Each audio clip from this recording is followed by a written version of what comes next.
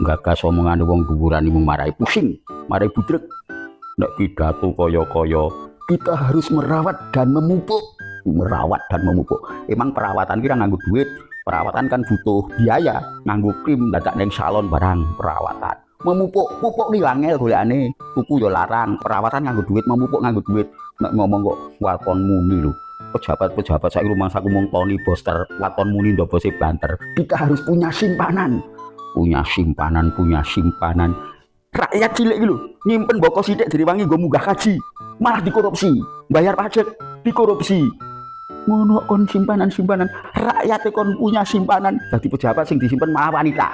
Aku yo gumun lho karo wong wedok-wedok saiki iki, perempuan saiki iki kok gelem-geleme disimpen ngono lho, kok merendahkan harkat dan martabat ngono lho.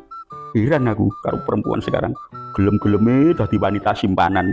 Alah pancen dunya wis kewolak-walik.